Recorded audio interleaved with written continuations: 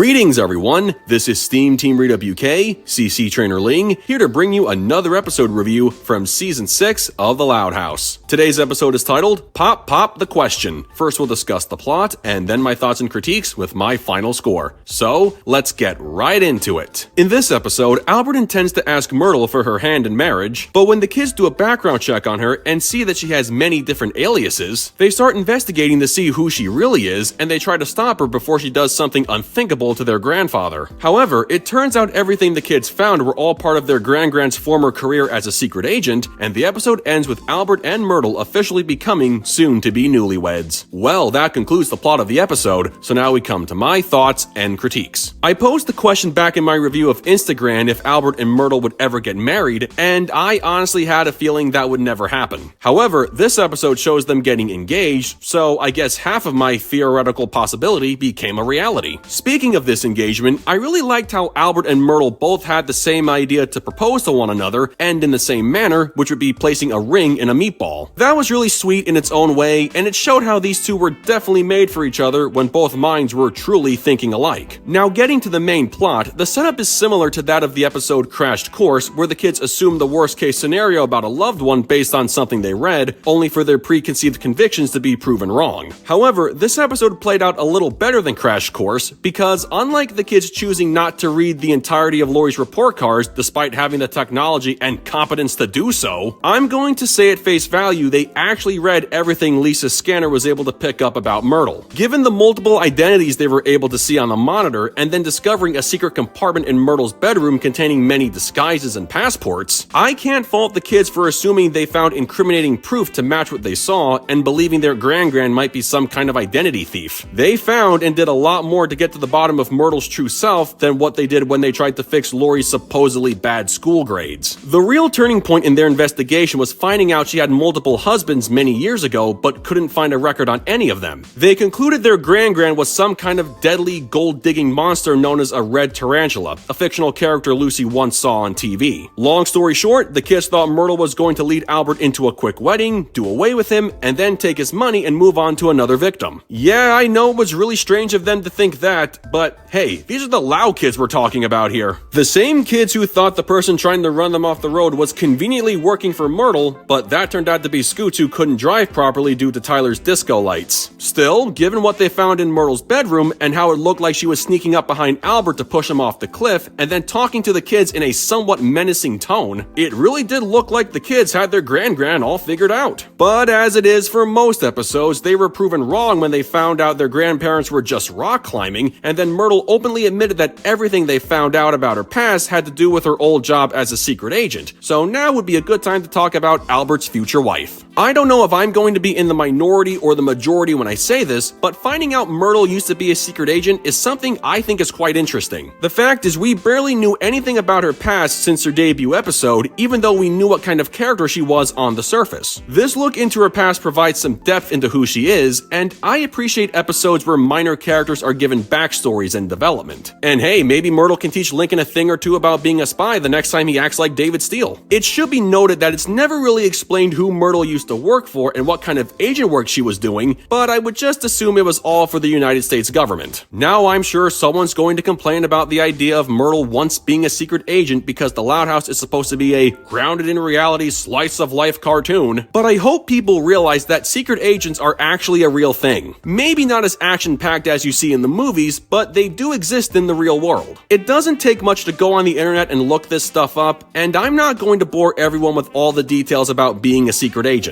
Still, I can understand why some may not like this character revelation. Episodes like Family Bonding may have taken the idea of people being revealed as spies and then played it in a very disjointed way, but in my opinion, this episode didn't come off the same way as the aforementioned 5th season episode did. This one felt a little more natural and not so forceful as the story played out towards the end. In other words, Myrtle's secret past is not really a negative with all things considered, both in the show and in real life. Anyway, moving on to her explanation about having multiple identities identities and fake marriages, the first thing I thought of was Spy Family because the basic premise of that show is pretty much Myrtle's past. Definitely watch the anime if you ever get the chance. Normally, I would say this episode is a complete contradiction to her debut episode where she explains why she never settled down to start a family of her own, but when you apply context after watching this episode, her explanation from season 3 now comes off as a clever cover-up to both justify her once busy secret work life and so she wouldn't put herself or any of her currently active spy partners at risk. I assume she would naturally tell Albert about her past since she could trust him to keep such a big secret and not jump to any crazy but somewhat rational conclusions, which is exactly what his grandchildren did. But much like Lori towards the end of Crash Course, Myrtle says the kids wouldn't have gone out of their way to do what they thought was in everyone's best interest if they didn't love their family. And speaking of family, one thing that puzzles me is how it felt kinda late in the series for Myrtle to finally be included in a family game night when everyone accepted her all the way back in season 3, and even more so that they didn't even know her last name. Then again, we don't even know Albert's last name by this point in the series either, but maybe we'll find out in the episode where he and Myrtle finally walk down the aisle. They've already come this far with an engagement, so they might as well finish the job before the series ends. Make it happen, Nickelodeon. Overall, this episode was a combination of family bonding and Crash Course, but collectively done better. It gave Myrtle some long overdue character development with her being a former secret agent, the kids put more effort into their mission thanks to having physical proof to match their earlier convictions, and to see their grandparents get engaged and doing their proposals in the same way they both planned beforehand was very romantic. It may not be on the same level as insta-gran given how the kids were quick to assume Myrtle was a creature Lucy saw on the fictional Vampires of Melancholia, but everything still worked out for everyone in the end, and now we wait for an official wedding episode. Here's hoping, of course. With that said, I give Pop Pop the Question an 8.1 out of 10. Well folks, that concludes my review of Pop Pop the Question. I will end this review with something very minor, but somewhat noteworthy that happened during the opening scene. The family is playing a game called The Settlers of Catland, the game that was last seen in the episode Leonard Takes All back in season 2. This was another quick example of how the show can take even the smallest things from episodes made years ago and then plug them into newer episodes. I don't know why I find that so fascinating, but I guess it's the little things that help to remind the audience of past episodes. Of course, there are some things in past episodes we'd rather not be reminded of, but you know what I mean. But anyway, as far as the rest of the episode goes, what did you guys think of it? Love it? Hate it? Something you would add? Change? Keep it as it is? Let me know in the comments below, and make sure to subscribe to this channel for the latest Loud House content. That's going to do it for me. I'll catch you guys for the next video, but until then, this is SteamTeamRedubUK, CC Trainor-Ling, signing off. Peace out, home slices.